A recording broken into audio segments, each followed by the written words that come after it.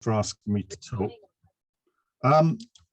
All right, violence and direct action. How do we change the world? I mean, I think we start by saying the obvious, that we live in an absolutely brutally violent society, both nationally and internationally. We're now over 2 months into the Russian invasion of Ukraine. Thousands are dead. Over 6 million have been turned into refugees. And the stakes are very, very high. Russia is no longer a superpower. It's a world power with the planet's second largest nuclear arsenal, about 1,500 active nuclear warheads and 3,000 in reserve. Well, the US has 3,750 active warheads with 2,000 in reserve. And of course, 2 weeks into the war, Putin ordered Russia's nuclear deterrent forces on high alert. This is a very serious conflict and a serious situation.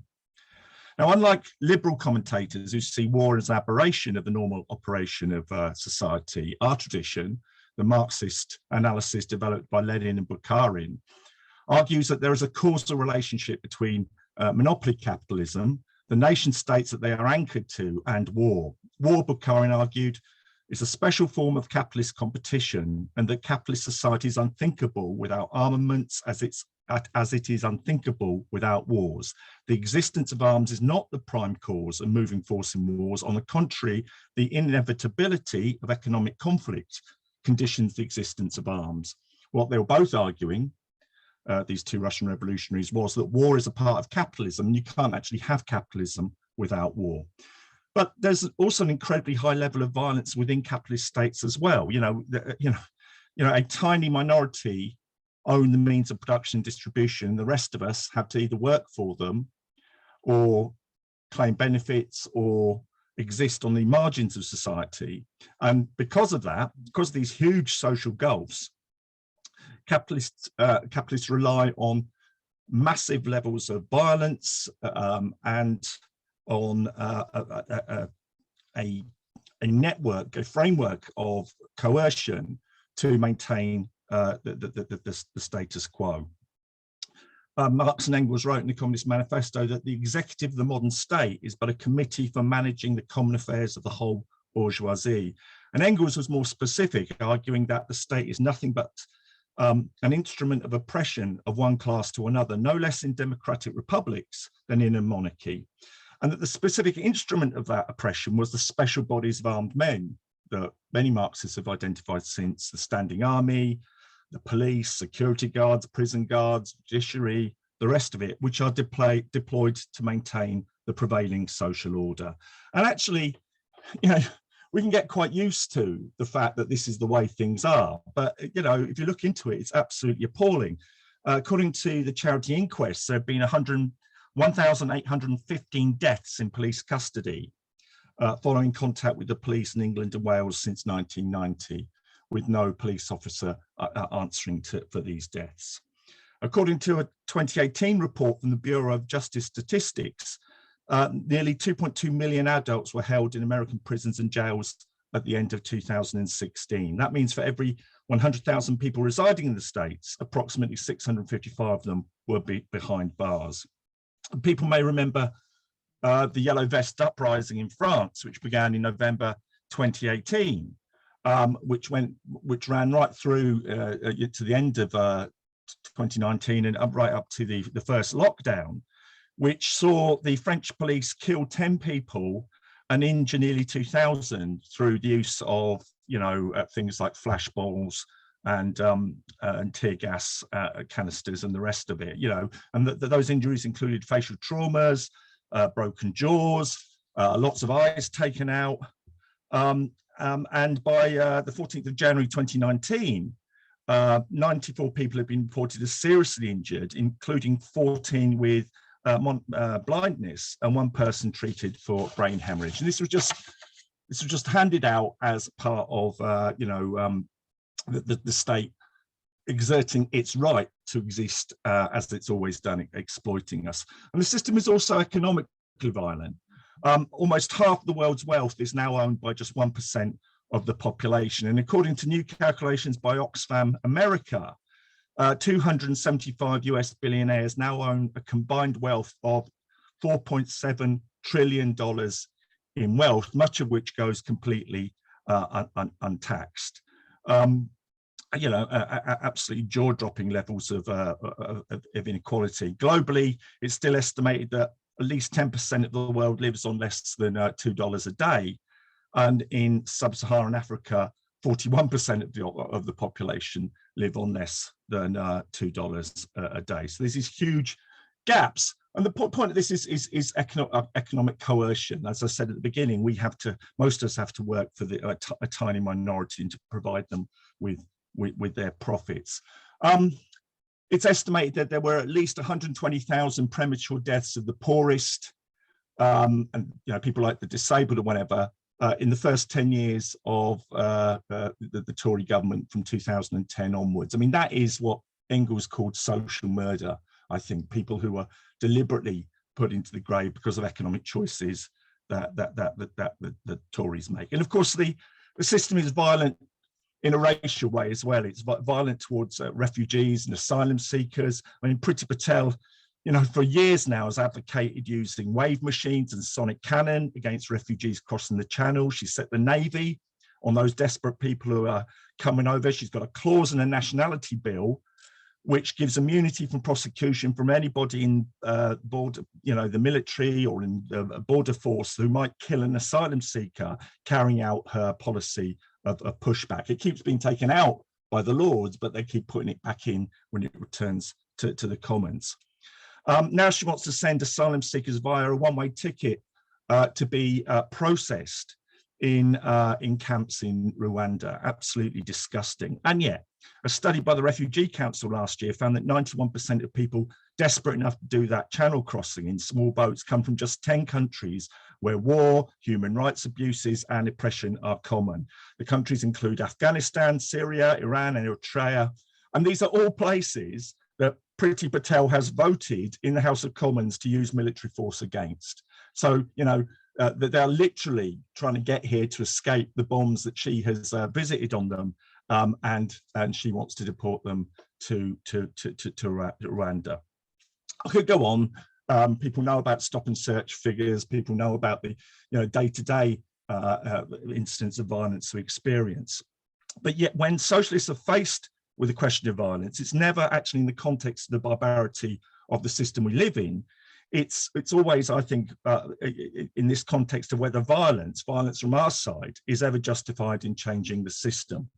And it's a very old argument. I mean, the first working class political organization in the world, the Chartists, who struggled around the 1830s, were divided between a moral force wing who believed that they could appeal to the better nature of the ruling order to get reforms, and a revolutionary wing that believed in the necessity of the violent overthrow of the capitalist order. And that argument continues. And I think there's an echo of this in the recent mobilizations by Extinction Rebellion and the kind of arguments that have been going on in those groups. So what do we say? What do revolutionaries say? Well, firstly, we stand unreservedly with the oppressed when they fight back, and irrespective of their methods, whether they're Palestinian kids throwing Molotov cocktails at their oppressors, or rioters taking to the streets like they did in 2011 when we've been pushed beyond our limits, or if they're extinction rebels gluing themselves to the road. There's nothing to be gained in meek acceptance of the way things are. Apathy wins nothing. But we also reserve the right to criticize methods and to argue for strategies that can actually win, strategies and tactics that can win. We also say there's no equivalence between the violence of the oppressor and the oppressed. In his History of the Russian Revolution, Leon Trotsky took up the argument of equivalence. He said history has a different yardstick for the cruelty of the Northerners and the cruelty of the Southerners in the Civil War, American Civil War. A slave owner who through cunning and violence shackles a slave in chains, and a slave who through cunning and violence breaks the chains, let not the contemptible eunuchs tell us that they are equal before the court of morality. And C.L.R. James also said in his brilliant book, The Black Jacobins, about the Haitian Revolution, said that the rich are only defeated when they're running for their lives. And I think I'd agree with both of those statements. I think passivism will not win. I think there's no example in history in which a ruling class has voluntarily surrendered its power and privileges without coercion. The idea that the ruling order can be reasoned out of its class dominance, I think, is absurd. And I was really wound up during the first Extinction Rebellion in, was it 2018 now? when activists who did a brilliant job of occupying central London, you know, pink boats in Oxford Circus and the rest of it, but they would tell the lines of very thuggish police who clearly wanted to lay into them that we love you. And they kept chanting this thing about we love you. I thought, well, I don't love them. And I think we can discuss this. Many of those rebels have actually since learned not to love the police as well. But I think we need to be careful to distinguish at least two very different pacifist traditions. One of those argues that because Parliament can change society, violence is not only not necessary, it's actually counterproductive. Now, Trotsky made a very interesting observation on that, you know, on the kind of, you know, the reformist tradition, if you like. He said that generally speaking, the opponents of violence in politics renounce violence when it comes to introducing change in what already exists, but in defense of the existing order, they will not stop at the most ruthless acts. And I think that's true if you look at the Labour Party, the history of the Labour Party, and it's especially true of its current readership. You know, they reject the idea of challenging the supremacy of Parliament. They deplore violence, and I think many of people around Starmer would include strikes and occupations in their definition of violence. But in or out of office, they will absolutely support and even initiate imperialist violence. So, you know, we're all familiar with Tony Blair, New Labour's record, you know, the war in former Yugoslavia, the war in Afghanistan and Iraq. But, you know, there's a long tradition of that. You know, the way Neil Kinnock denounced the, quote, violence of the striking miners in the Great Miners' Strike of 1984-85, you know, was terrible because he was absolutely silent on the many acts of police brutality that were carried out during the miners during that strike. Starmer forced 11 Labour MPs to retract their signatures from a declaration drawn up by the Stop the War calling for peace in Ukraine and the demilitarization of the area. And he forced, you know, the ex-chancellor, Shadow Chancellor John Macdonald to withdraw from a Stop the War, No to War rally in Conway Hall, arguing, you know, one of his spokesmen said, with Keir Starmer's leadership, there will never be any confusion about whose side Labour is on. Britain, NATO, freedom and democracy, and every Labour MP now understands that. So defending freedom and democracy means you can't discuss war, you can't discuss whether the West had any sort of a role in that. And again, I think it's very interesting that, you know, about 6 weeks ago, the Russians blew up a TV tower in Kiev, an appalling act that killed, I think, 3 or 4 people, and it was deplored. But in 1999, NATO blew up the main radio mast in Belgrade, killing 3 Chinese journalists, and this was written off as an accident. You know, I mean, one of the first acts that the West carried out when they invaded Afghanistan in the late 90s was to bomb a wedding, murdering civilians. One of the last things they did before they flew out was accidentally bomb a wedding, killing 40 civilians, including women and children. And there were, you know, the report on that from the US military was it was an honest mistake. So, you know, the West make honest mistakes. Everybody else are horrifically brutal. And I think one of the bizarrest, you know, things I ever heard around politics was when Jeremy Corbyn was leader of the Labour Party, and he was denounced because he said he wouldn't press the nuclear button. And it was actually denounced, I think, by people who would say that we're the violent ones when we talk about revolution and the necessity of social change. Now, there is another more honourable political tradition, which has argued for non-violent political change.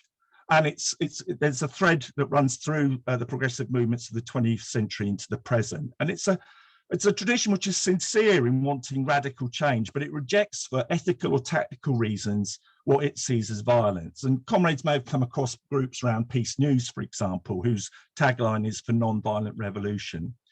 And the 2 great theoreticians and practitioners of non-violence in the 20th century, which they constantly reference and go back to, were Gandhi and Martin Luther King. And they continue to inspire non-violent struggle. Now, Gandhi mobilized millions in the struggle to free India from British rule, and his primary tactic was this thing which he called satyagraha, which means truth force, which meant that using non-violent resistance to get reforms and to get change.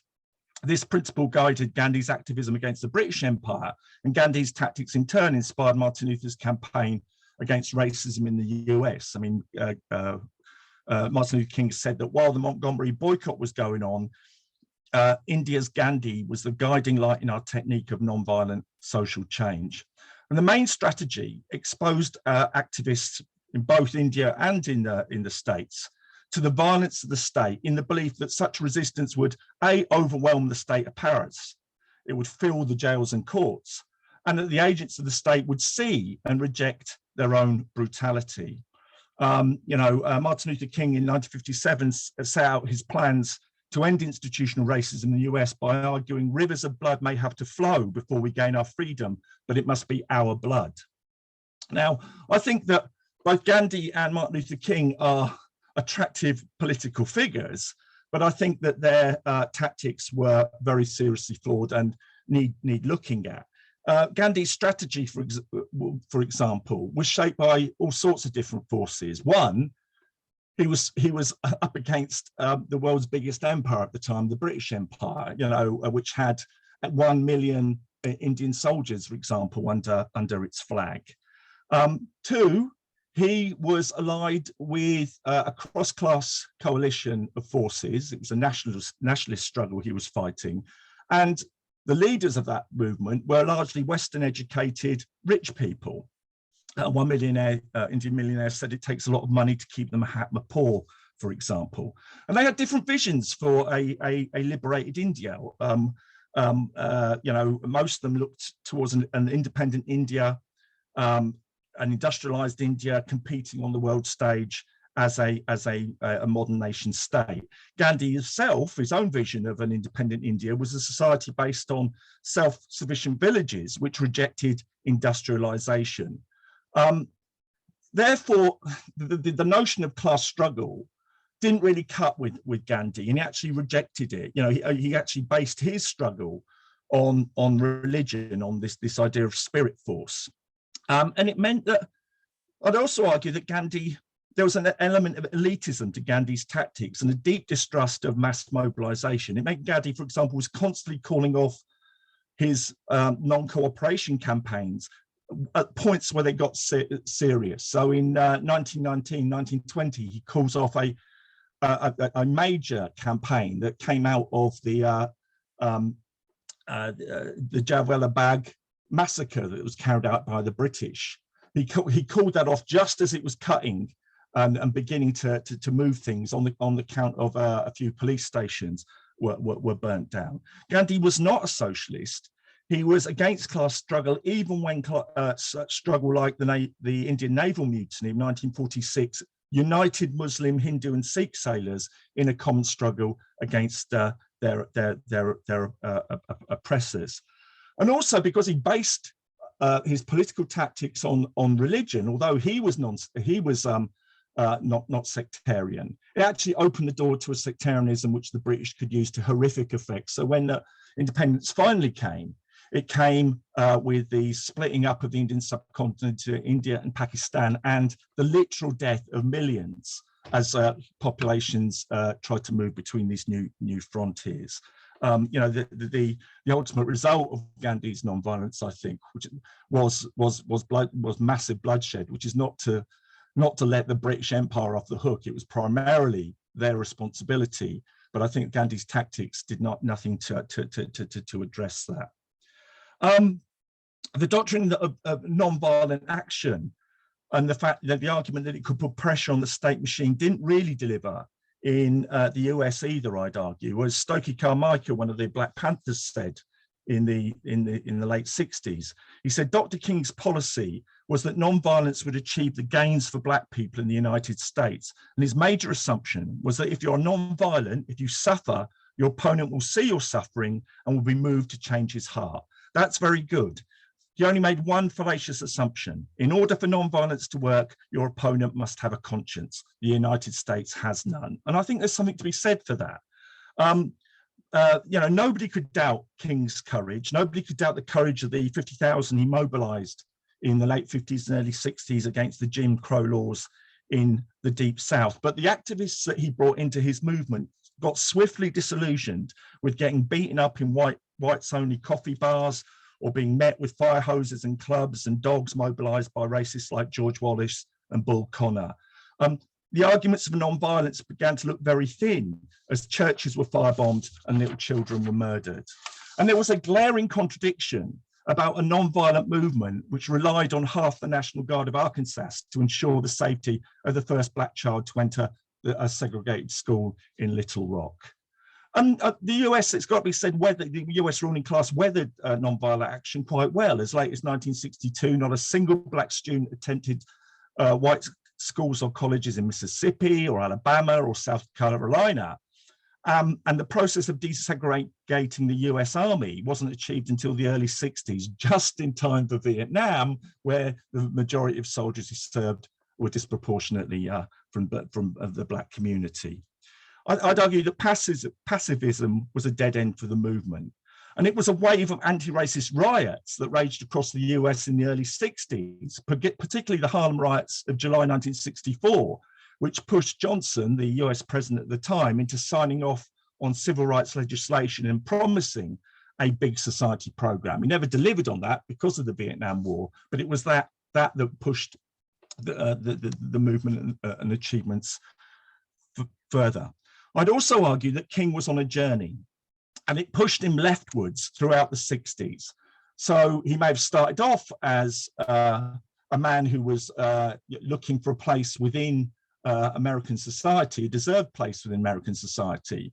But actually, the more he resisted the racism in the States, the more he saw of how the States operated, the more to the left he actually went. So he came out in the late 60s against the Vietnam War.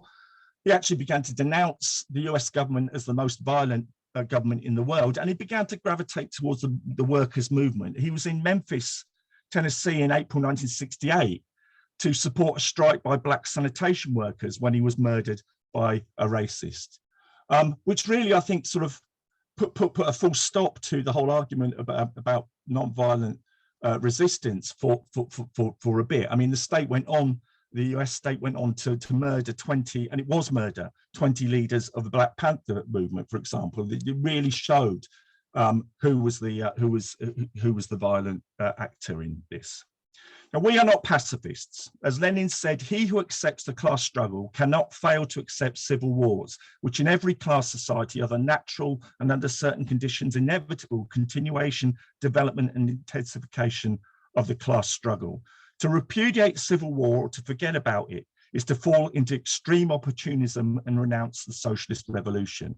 But like looking at the pacifist tradition, we've also got to take care when we look at the tradition that says violence is going to be necessary, because that doesn't mean anything goes. Our tradition, for example, rejects terrorism, and it rejects individual guerrilla struggles associated with figures like Che Guevara. We don't reject terrorism out of ethical aversion to violence. That's the hypocrisy of the ruling order over terrorism. As Brendan Behan said, the terrorist is the guy with the small bomb. And I think this week's Socialist Worker has a story about how the British state used loyalist terror groups in Northern Ireland to attack those looking for social justice. And we've all been subjected to this mainstream media, which for years has deplored Palestinians making Molotov cocktails to take on Israeli tanks, but was actually gleeful and celebratory about Ukrainian people making Molotov cocktails to take on the Russian invader. They both got the right to fight, but one is identified as the terrorist.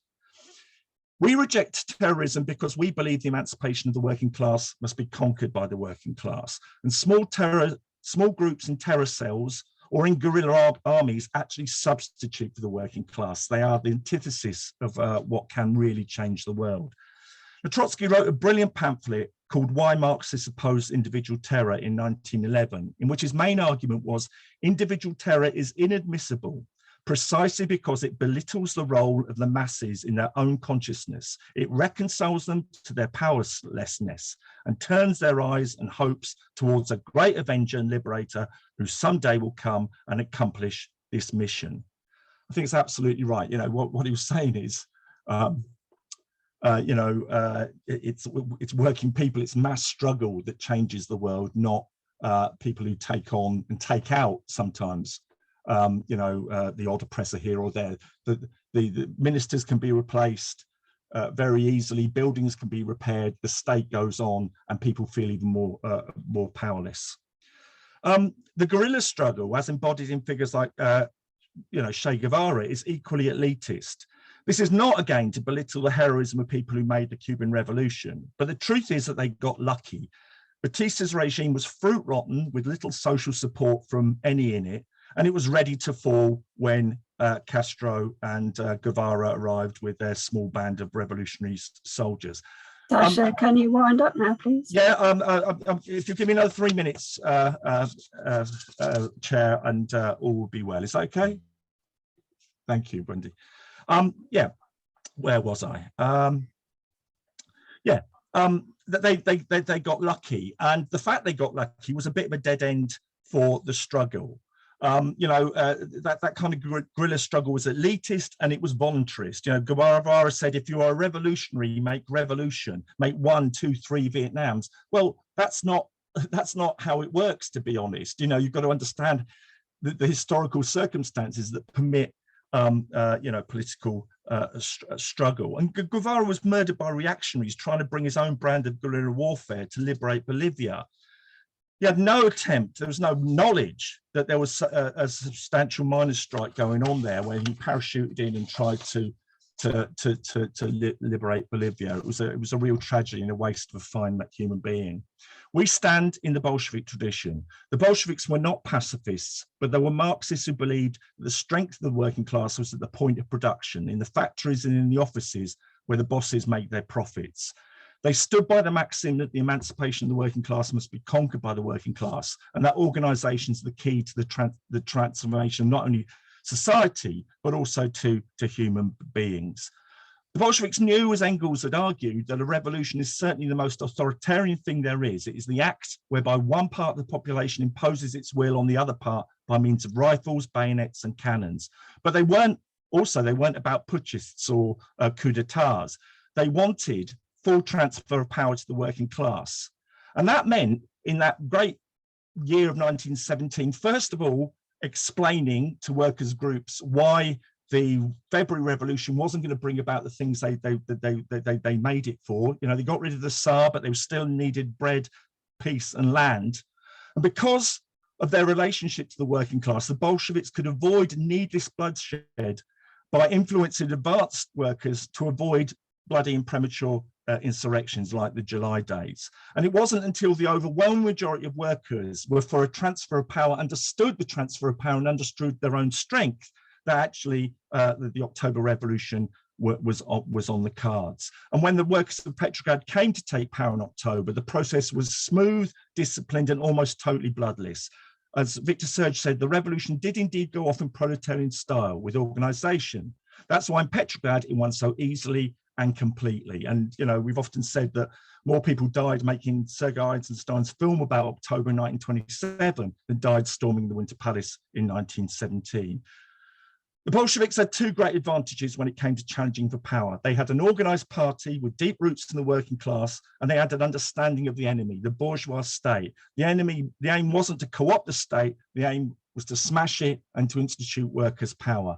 And the tragedy was that every time we've tried for that since, German Revolution of 1918, the Chinese Revolution 1926, the Egyptian Revolution of 2011, we have not had that party, we have not had that understanding, and that's what we're trying to build today. So anybody here who's not in the SWP, please join us, because that's what we're trying to build.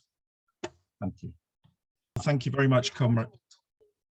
Okay, thank you very much, comrades. It's a very interesting debate and some very interesting points. I probably won't be able to cover everything, but I'd like to divvy up by summing up by looking at two areas that people brought out. Firstly, this issue of the police that was asked, the questions around the Chartists, around the Peterloo massacre, around the creation of the peelers in London.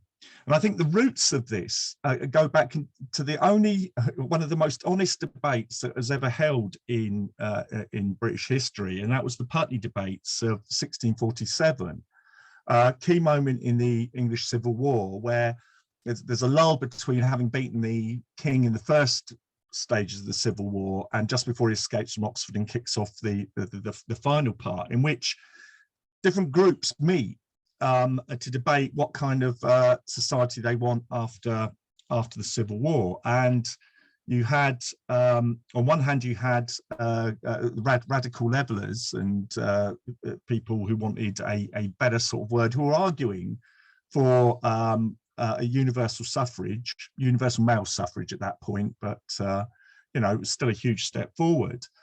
Saying, look, you know, there's that very famous line from Rainsborough where he says, you know, we hold it that the poorest he has a life to leave as the richest he, and that no man should live under a government that he hath not put himself under.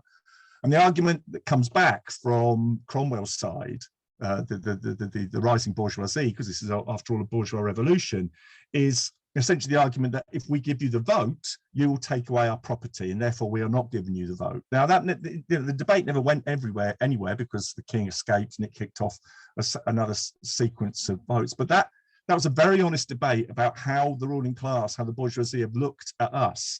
And what they did over the next 200-300 years was dole out small snippets of democracy for, you know, 400 years before we get any sort of real representative democracy. But with every step, they were terrified that what they saw as the mob would take away their wealth, you know, and they get more panicky after the French Revolution. They get more panicky every time unions are formed and whatever. And what you see at the beginning of the 1800s is a series of things that crystallize the police force as we know it. So the Peterloo massacre, which happens in 1819, sees the ruling class deploy what was their option for maintaining what they saw as order, which was the yeomanry, which was actually an arm of the military. That's why Peterloo was so bloody, because actually, you know, what you got was you know, gentry with sharp swords riding into what they saw as an attack on their property. Yes, they won the day, but actually the more far-sighted members of the ruling class said, we cannot keep doing this. We cannot bring out the army essentially to deal with every any challenge, because that just ups the stakes, quite frankly.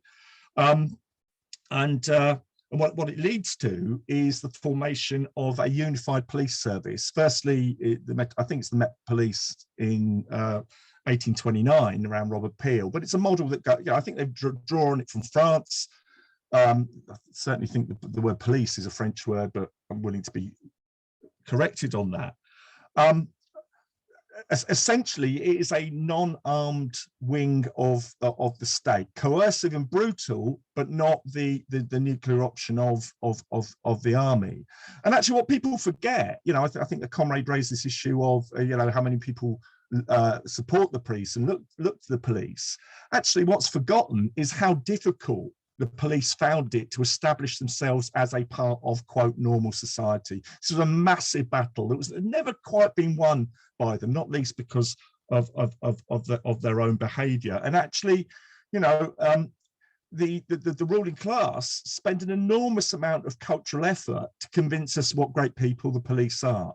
So you turn on a television, you open a book, you go to a bookshop or whatever, you know, the amount of crime novels, the amount at which show the police, no matter whether they're sort of dysfunctional characters or whether they're sort of Dixon and Dot Green characters, but as guardians of a moral order and restorers of a natural order. They spend enormous amounts of energy on that. And it sometimes works and it sometimes doesn't. I taught in a college in the early 90s, just when Cracker was on. And it was one of the only places that actually had a course that taught criminal psychology. And all of a sudden, there was a flood of students who wanted to be Cracker. And I'm sure there's lots of people join the police because they've watched, you know, the latest TV program and you know, and accept the line that they're doing, quote, good. And I think that's quickly what washed out of them. The Chartists were a response to that. The first working class organization in the world, active from the 1800s, the 1830s, didn't really disappear until the 1840s, but the heyday is really the late 1830s, which were arguing for many of the things that the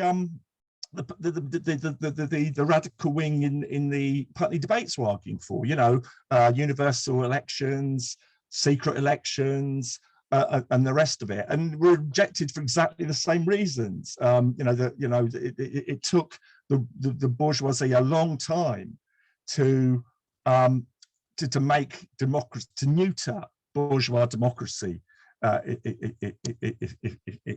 if you like. But look, I mean, I don't know how many people really love the police or see them as unvarnished. Just think of the year they've had recently. They attacked the Sarah Everard vigil. The two coppers who took those filthy photographs of the bodies of Bieber Henry and Nicole Smallman and circulated them for fun. The Charing Cross, misogynist and sexist and racist tweets. I mean, the day before Cressida Dick stepped down, there was another leak from the armed police unit that Cousins served with, Cousins, the murderer of Everard, which again was redolent with misogyny, with sexism and the rest of it. I don't know how many people still think that the police are okay. I mean, in Hackney, the Stokely Inter Police Station used to be called Cokey Stokey because the police dealt drugs from there. I mean, it's unbelievable. 5-6 people died in a period of 15 years in Stoke Newington Police Station. 4 years ago, they murdered Rashan Charles. What happened, a month ago? We found out about Child Q. 4 police officers came to a school in Hackney. 2 female police officers strip searched a 15-year-old child searching for dope. I mean, for God's sake, Michael Gove admitted to snorting half of Columbia up his nose and was given a bloody questionnaire about whether he, to assess his own guilt around parties. It's absolutely disgusting. I think this sort of Dixon the doc image, green image is out the window. I want to go on to quickly. I'm sorry, Chair, if I'm blathering, but I want to talk about the question what you asked actually, Wendy, about the guy who comes up to you and has a go because he's about violent revolution. And I think some of this has already been addressed, but I think it's really important that we're clear about this. How did the First World War, one of the worst acts of butchery, come to an end? It did not come to an end because of force of arms and whatever. It came to an end because Russian soldiers turned their guns on their generals. It came to an end because Russian workers brought their bosses down. It came to an end because the sailors of Kiel said, no, we're not going to go on a suicide mission. We've had enough of this. And the revolutions that swept Europe after the First World War, they got rid of 3 imperial dynasties. They restructured the whole world. They could have changed the whole world. That revolution stopped bloodshed. It was not about bloodshed. And it's quite interesting that Kerensky, during the April of 1917, where he's in power, is panicking and writing out letters saying, do you know there's not one policeman on the streets of Petrograd anymore? Because that's what happens when we rise as well. The police forget to put their uniforms on.